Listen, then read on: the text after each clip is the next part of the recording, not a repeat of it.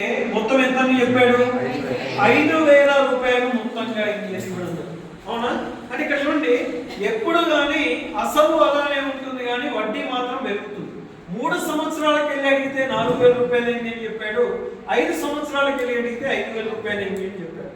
అంటే ఈ గ్యాప్ లో ఈ 2 సంవత్సరాల గ్యాప్ లో వడ్డీ ఎంత పెరిగినట్టమ్మా? 1,000 రూపాయలు పెరిగింది. అవునా కదా? ఎస్ఆర్నో? అంటే 2 సంవత్సరాలకు 1,000 రూపాయలు వడ్డీ వేస్తున్నట్టే కదా మీ దగ్గర. అవునా కదా? అంటే 2 సంవత్సరాలకు 1,000 రూపాయల వడ్డీ అయినప్పుడు సంవత్సరానికి వడ్డీ ఎంత అవుతుందమ్మా? 500 రూపాయల వడ్డీ అవుతుంది. అంటే సంవత్సరం వడ్డీ ఎంత అంటే ఎంత? 500 రూపాయలు అవుతుంది. అంటే ఇప్పుడు చూడండి, ఇప్పుడు ఇందులో కానీ చెక్ చేద్దాం.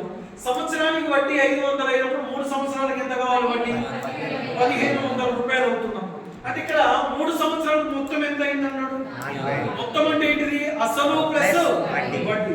ఈ మొత్తంలో నుండి వడ్డీ తీసేస్తే మిగిలింది ఏముంటుంది? అసలే ఉంటుంది. అవునా?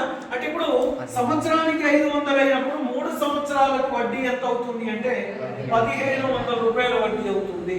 అంటే ఇప్పుడు 3 సంవత్సరాలకు మొత్తం ఎంత అయిందమ్మా? అంటే 4,000 నుండి ఈ 1,500 రూపాయల వడ్డీ తీసేస్తే మిగిలింది ఎంత? అంటే వాడు తీసుకున్నటువంటి అప్పు ఎంత? 2,500. సార్ మరి ఇదే ఎందుకు యూజ్ చేయాలి? ఈ కాన్సెప్ట్ కూడా యూజ్ చేయొచ్చు. సంవత్సరానికి వడ్డీ ఎంత? మరి 5 సంవత్సరాలకి ఎంత అవుతుంది?